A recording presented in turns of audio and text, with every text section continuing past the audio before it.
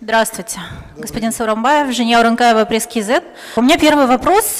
Скажите, пожалуйста, вот последнее, да, наверное, о чем очень долго и много говорили казахстанцы, это овербукинг, который, как выяснилось, происходил в Эйр Астане из-за супруги главы Эйр Астаны. Скажите, пожалуйста, какие выводы были сделаны с этим, и можете ли вы сейчас, как министр транспорта, сказать, что казахстанцы не будут сталкиваться с тем, что вот, придя на посадку, им будут говорить, что они не полетят, потому что овербукинг? Спасибо за вопрос. Я думаю, что здесь на две части надо разделить. Во-первых, овербукинг как инструмент, он применяется во всем мире. Мы неоднократно вот на встречах же этот вопрос же поднимаем, поэтому овербукинг как таковой он будет. Раз. Второй, то, что касается информации, которая была дана в прессу, то назначена проверка со стороны Комитета гражданской авиации. По проверке мы вам доложим. А что, еще проверки не было? Это же проблема, которая не родилась вчера. С овербукингом казахстанцы сталкиваются уже давно. Вы, получается, до этого времени вообще не разбирались с этой проблемой? Тут выясняется, что вообще можно вот так вот родственники просто пишут и забирают билеты. Вы как вопрос поставили, ровно я так и отвечаю. Овербукинг мы не проверяем. Овербукинг как инструмент работает. И мы раз приглашаем западные компании, работаем с ними, у них это инструмент, который всегда применяется. Вы вот для себя в целом же понимаете, что такое овербукинг? Овербукинг, раз такая ситуация. В прошлый раз вот на большом совещании мы этот вопрос разбирали, вот когда докладывали. Когда самолет вылетает, продают билеты, продаются билеты. И, как правило, в зависимости от страны, 10-15% людей не успевает на самолет. И, соответственно, вот это, когда моделирование потом приходит, авиакомпания начинает продавать больше билетов, чем вмещает самолет, с учетом опоздания пассажира. Это принцип овербукинга. И когда, например, такая ситуация происходит, люди опоздают. Бывает, что когда вдруг получилось, что это часто так пришли все, тогда делают, что овербукинг, люди, которые взяли экономию, в бизнес пересаживают или создают условия, оплачивают и так далее, штрафы. Это ситуация. Если же, например, принцип овербукинга не будет, люди не прилетели, самолет улетел, условно 10-15% пассажиров не будет. Эта цена тогда отсутствующих билетов, это мест, ляжет на цену билета. Это второй вопрос, который все всегда задают. Почему цены такие высокие? Поэтому это вот такая как бы взаимно исключающая вещь. Но в Эйр Астане мы же выяснили, что это не мировой овербукинг, а какой-то искаженный, когда можно по WhatsApp сотрудникам компании Эйр Астана написать, руководство может и забрать билеты из-под носа у граждан. Это же не овербукинг, это же, как это называется? Мы даже не знаем слова приличного. Когда вы говорите, мы выяснили, это что такое? Как это вы выяснили? Это выяснилось. Ну как выяснилось? Скажите мне, пожалуйста. Сотрудник, который был под следствием, он обнародовал переписку. Я вот прошу вот еще раз, овербукинг, мы его не проверяем, это инструмент нормальный, в мире применяемый, и он будет оставаться. То, что вы сказали, что сотрудник бывшей авиакомпании написал в своем сообщении, мы эту информацию проверяем. И насколько она правдива или неправдива, это покажет проверка. Мы проверяем именно не овербукинг, как вы говорите, только узнали. Эту информацию мы проверяем, которая была сказана этим человеком. Спасибо. Мой второй вопрос. Поэтому еще не факт, что подтвердится. То есть здесь вы же не можете гарантировать, как вы говорите, я выяснила. Ну так не пойдет. Хорошо, будем ждать, как вы выясните. Второй мой вопрос. Коррупция в КТЖ. Вот опять-таки в социальных сетях появляется немало информации о том, что вот особенно с грузовыми перевозками связано, что на каждом этапе работы там коррупция.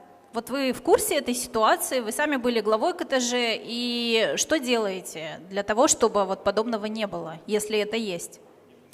Безусловно, такая информация ходит, она имеется. И когда, вот как вы говорите, ранее на КТЖ я пришел, первым делом мы пригласили антикоррупционную службу, которая выявила около 250 способов, там разных инструментов, или где возможно было коррупционное. И самое главное решение, которое вы знаете противокоррупционное, это исключение общения людей с сотрудниками КТЖ. Так вот, открыто единое цифровое окно, вы можете в генеральное здание пройти, можете в интернете открыть. Более 4000 договоров, которые заключалось, сейчас порядка 80% договоров заключается онлайн, без контакта с людьми. Поэтому необходимо пользоваться новыми современными технологиями и стараться не контактировать. Но с точки зрения, я вот тоже не хотел бы всех работников КТЖ вот прямо повально говорить, что там коррупция. Там работают великолепные, хорошие люди, которые работают честно, очень порядочно, поэтому вместе будем над этим работать. Если у вас такие факты есть, вот, которые вы прямо говорите, давайте их передадим в органы. Ну вот вы, зная внутрянку, так скажем, из 10 контактов с сотрудниками КТЖ, как часто бывает такое, что сталкиваются с коррупционными какими-то рисками? Тяжело, наверное, так сказать. Я вот боюсь вам даже вот процентовку сказать, но практически все выявленные хищения коррупционные за последний период – это службы, которые внутри КТЖ за это дело отвечают и переданы в правоохранительные органы. Если у вас такие факты есть, давайте мы их проверим и передадим в суд. Спасибо. Спасибо. Следующий. Саламатсва, Семен Кизет, Кабзия Ерке. Мой вопрос касательно КТЖ. То есть президент вчера на Курултае раскритиковал идею отдать создание государственной грузовой авиакомпании в руки КТЖ. Почему Громче вообще скажи. авиакомпанией должны были заниматься железнодорожники? Поручение президента есть.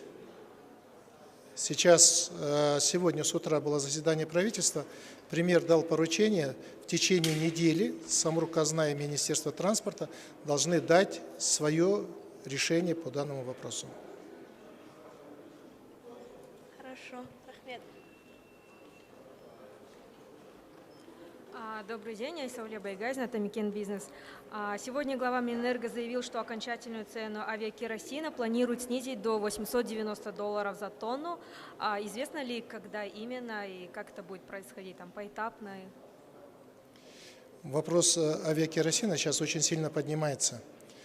Вы знаете, да, что когда летный час идет, 40% полета – это стоимость авиатоплива. Соответственно, для того, чтобы мы свой транзитный потенциал могли монетизировать, нам необходимо, чтобы в наших аэропортах было дешевое топливо. Крупные аэропорты, которые являются большими авиахабами, у них в среднем топливо стоит около $600. То есть стоимость топлива гораздо дешевле, чем у нас стоило $1200–1300. И, соответственно, вопрос, который был поручен правительству, сделать цену авиатоплива максимально низкой. Сегодняшняя таргетная цена, которую министр энергетики озвучил, это $890. Сегодня мы достигли $980 тысяч, и следующая таргетная цена еще на $100 дешевле. И вот таким образом мы будем двигаться вниз. И цена на авиатопливо, естественно, будет, если снижаться, это и цены на авиабилеты, это цены на грузоперевозки, это привлечение дополнительных авиакомпаний. Это на самом деле один из ключевых факторов транзитного успеха или роста экономики, авиационной экономики в Казахстане. Поэтому мы над этим будем заниматься. И я хочу обратить внимание всех о том, что там нет монополии. Все имеют право торговать в аэропортах, все. Но цены, у кого дешевле, у того и будут брать. То есть это такая конкуренция. А известно ли, $890 в каком году ожидается такой ценник? $890 не в году каком-то, это в первом квартале. Этого года. Как? Этого года. Конечно, первый квартал этого года. Хорошо. Еще у меня коллега попросила уточнить. Накануне вот президент раскритиковал решение создать авиакомпанию на базе перевозчика КТЖ. Значит, какие меры планирует принять и закроет ли авиакомпанию? В течение 7 дней будет понятно. Поручение президента есть, президент дал свою оценку. В рамках этого премьер поручил в течение 7 дней фонду Самрук-Казна и Минтрансу дать свое решение.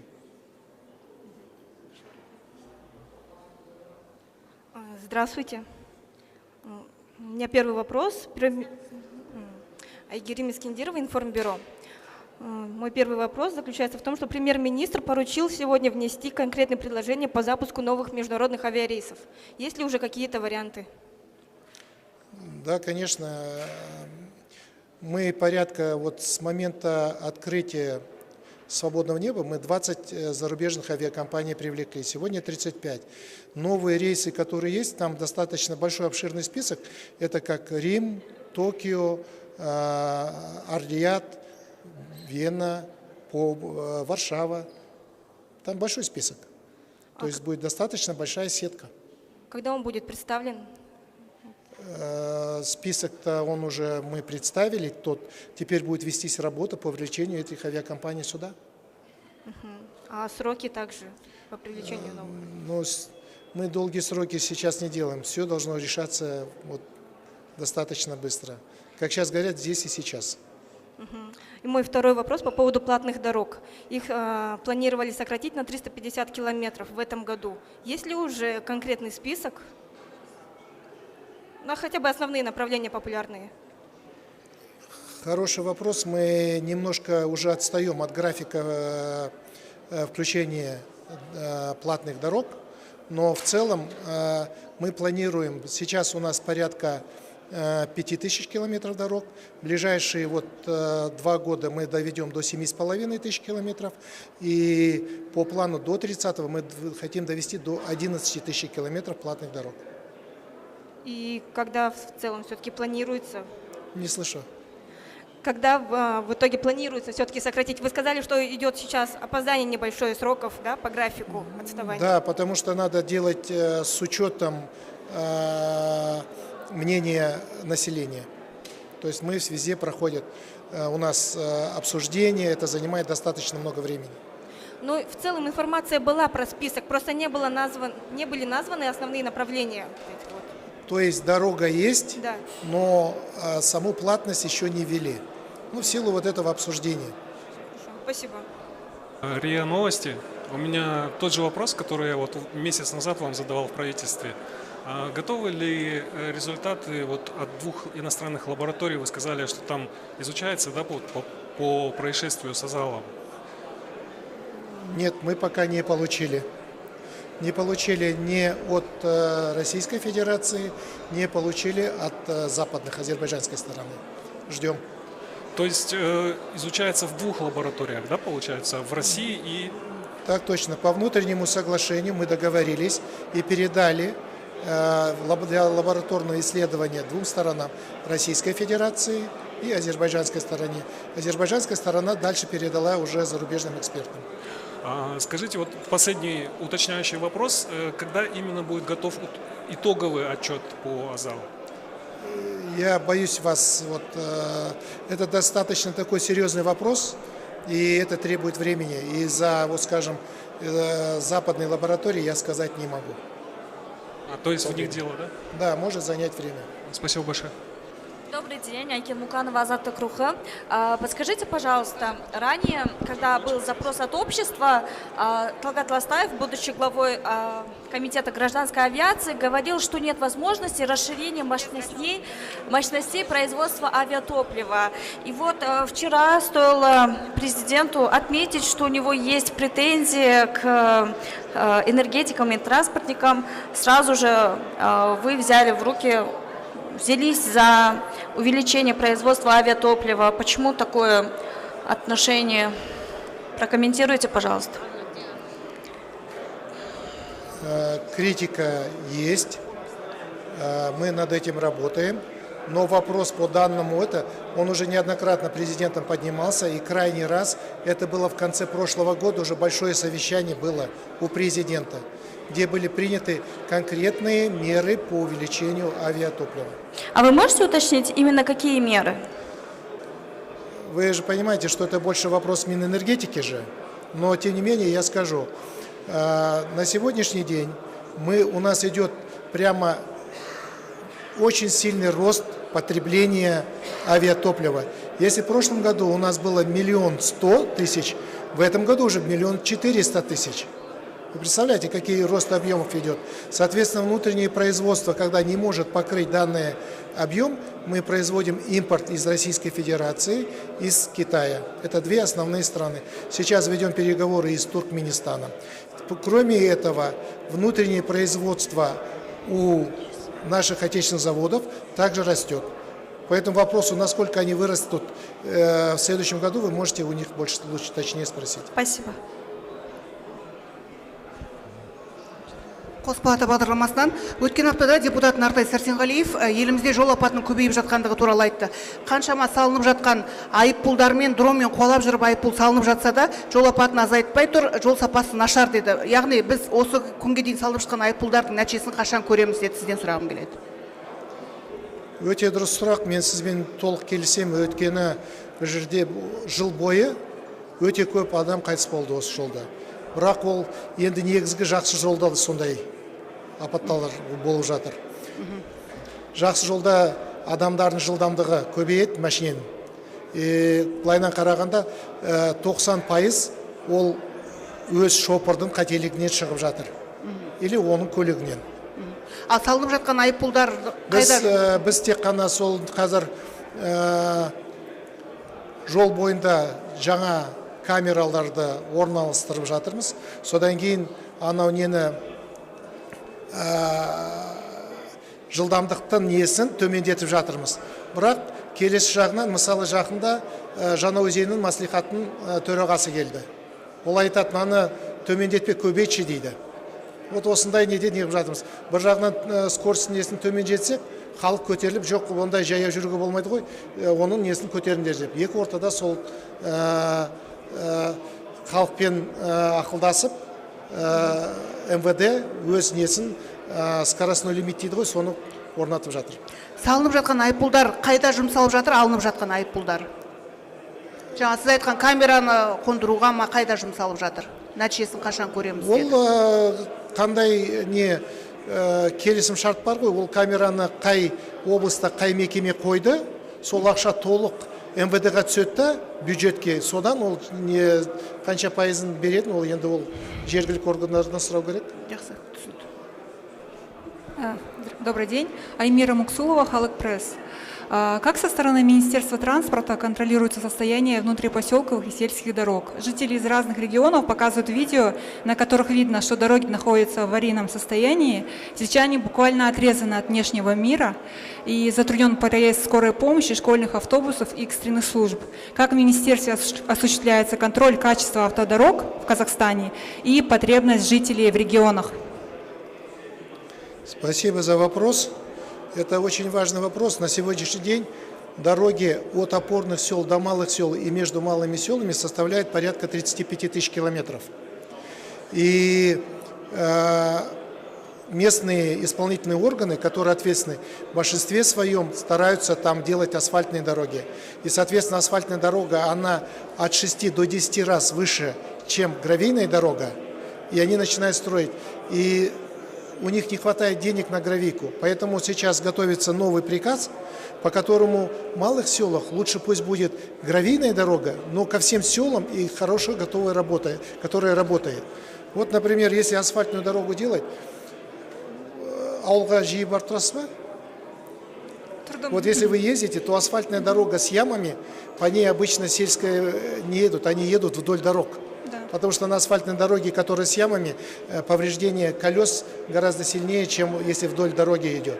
Соответственно, за этим асфальтом местный исполнительный орган, у него нет этого бюджета, чтобы его содержать в том объеме. Поэтому по новой программе мы планируем решить полностью дороги к населенным пунктам через строительство гравийных дорог, но они будут качественные и соответствовать нормативам. А к какому году вот в Казахстане все... Мы данную программу подготовили, сейчас мы должны получить соответствующее одобрение, и после этого мы приступим в этом году. Спасибо. Анна Величко, УЛС Медиа. Появилась информация о том, что завод «Каспий Битум» встал на ремонт, и, в принципе, он последние год работал не на полную мощность, потому что его услуги оказались не нужны. Это действительно так? Что вообще происходит у нас с дорожным строительством? И не останемся ли мы без ремонта дорог из-за того, что «Каспий Битум» не работает в полную мощность? Нет, это плановый ремонт. Мы недавно с ними разговаривали. В целом наши отечественные заводы покрывает всю внутреннюю потребность Казахстана. Порядка 1 миллиона 400 тысяч тонн. Более того, еще остается объем для экспорта в соседние страны. То есть нету такого, что на наш рынок заходят российские заводы, либо же какие-то иные? Мы практически используем свой битум. Второй вопрос, он по КТЖ. Сейчас, секундочку. У нас, вот, как мы знаем, часть программного обеспечения поставляет Huawei, компания китайская, часть программного обеспечения поставляют российские компании. Вот расскажите, это действительно так? И у нас практически все программное обеспечение по железной дороге отдано иностранным подрядчикам. И как в этом случае соблюдается вопрос национальной безопасности? Ведь железная дорога – это ключевая инфраструктура, это национальная инфраструктура, и если что-то на ней произойдет, то пострадает вся страна.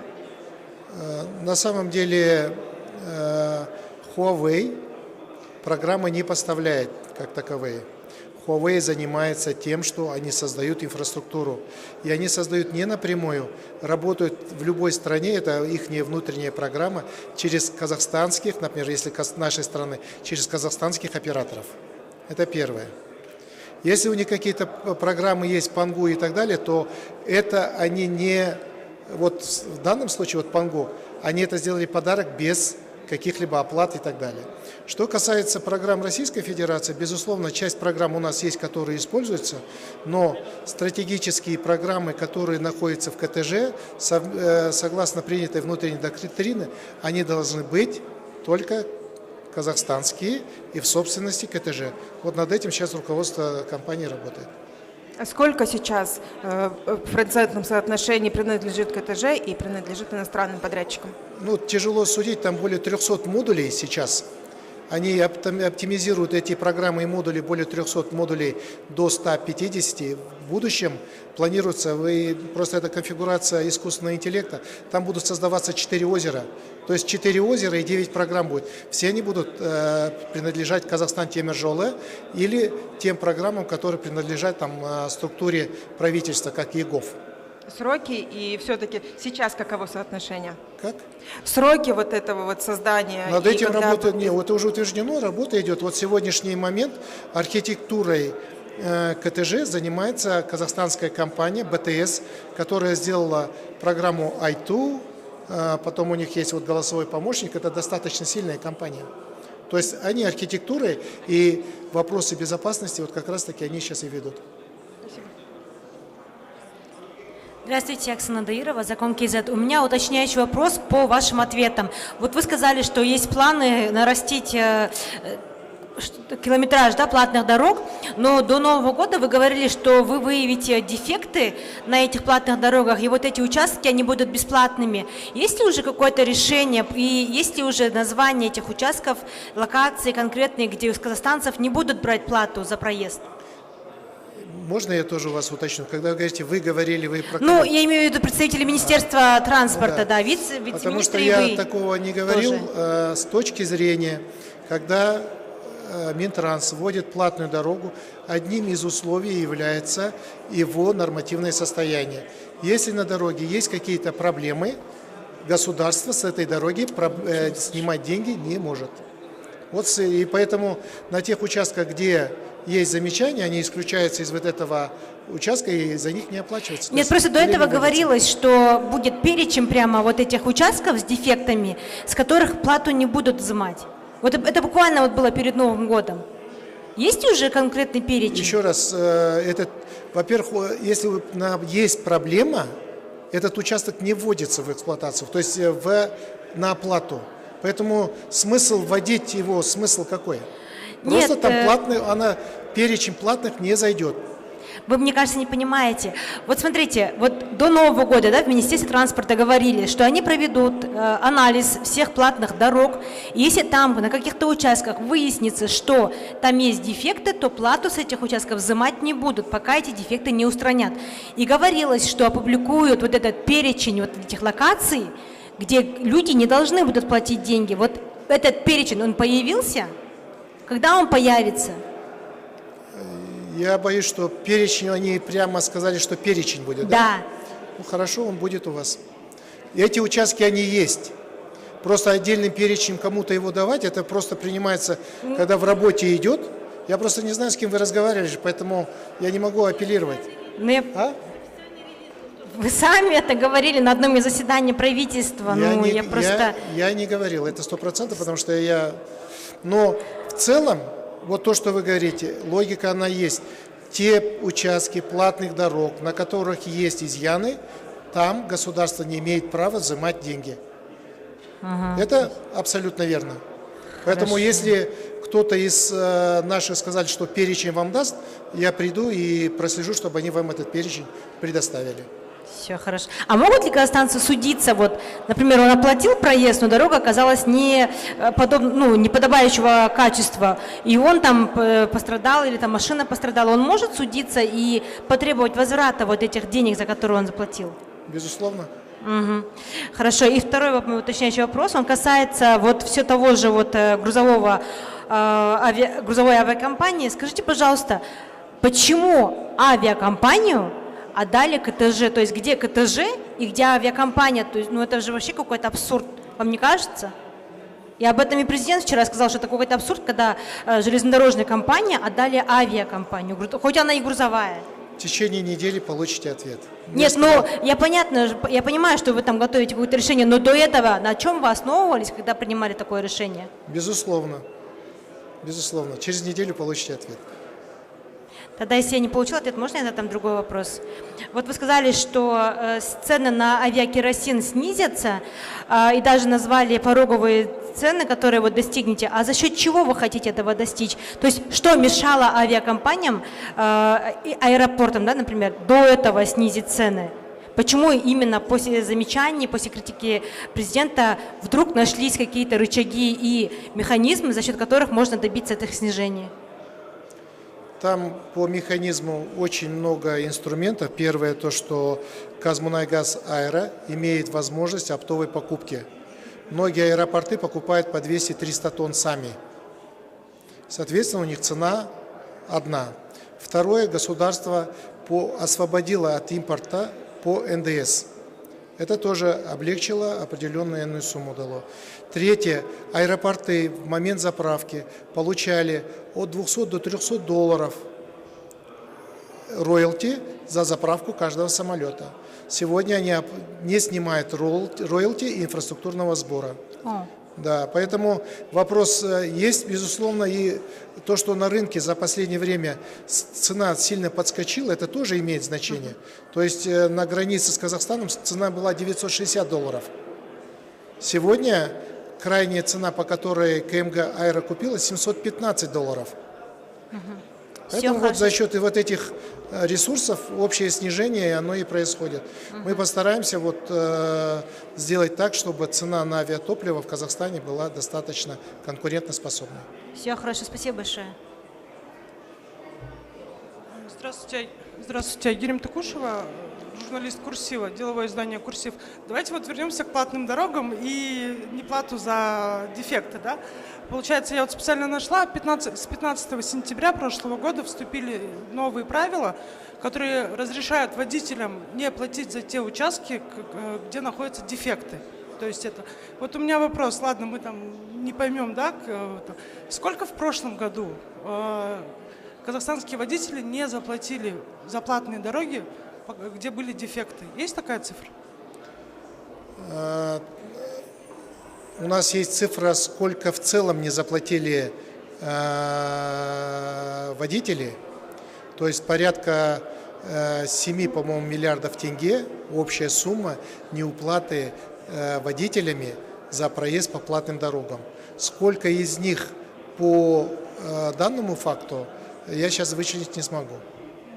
А если запрос написать, то сможете, да, предоставить информацию? Конечно. Вот сколько за дефекты Конечно. казахстанцы освободили от уплаты? Да. И мой второй вопрос, вот тоже в прошлом году очень активно и бурно обсуждалось строительство вот этих взвешивательных устройств на въезде в Астану для того, чтобы бороться с перевесами грузового автотранспорта.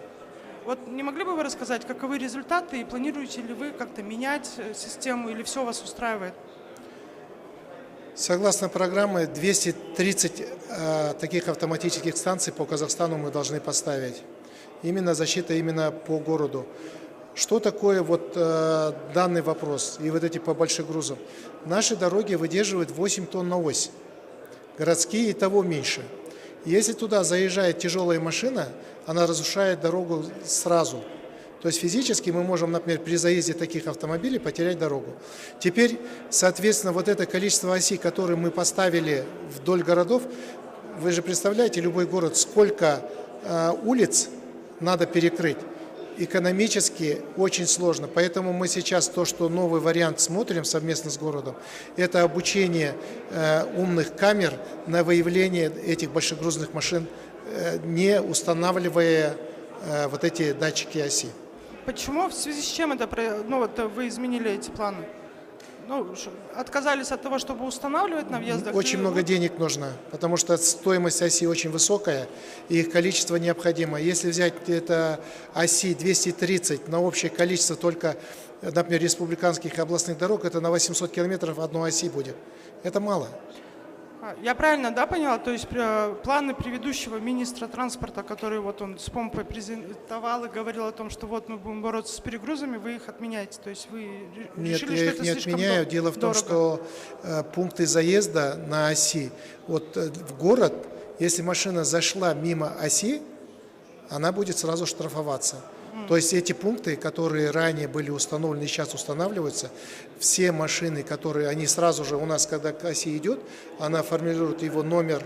И если эта машина в городе оказалась мимо автоматической станции измерения, то, конечно, сразу же тогда к ней будут применены штрафы.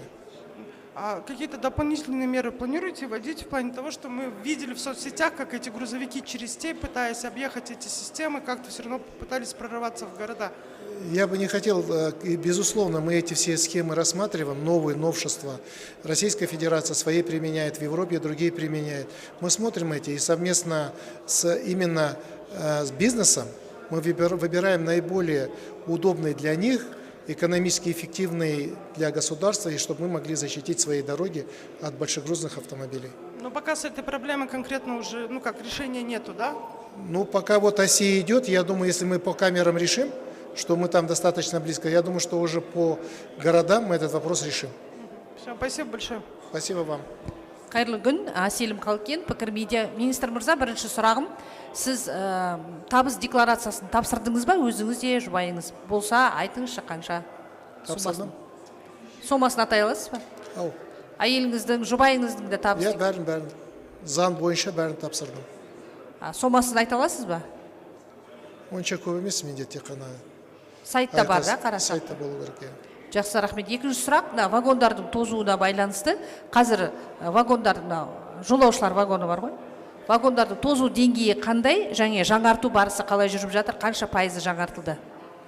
Бұл сұрақты қойғанда негізгі бұл нарыққа берілген нәрсе ғой. Ол жерде жекеменшік компаниялар өте көп. Егер мемлекеттік КТЖ туралы айтсақ, 30 жылға шейін бүкіл паркты ауыстырамыз, бәрі де жаңа болады. Енді жекеменшік туралы, енді ол жақтар енді олардың қаражатына байланысты. Пайыздық көрсеткіш айта аласыз, қанша пайызы тозған бүгінгі қолданыстағы вагондардың? Қазақстан темір жолында 2200 вагон бар. 2200. Былайынан есептегенде қазіргі кезде 27-30% ол ескі вагондар, солардың бәрін ауыстыру керек.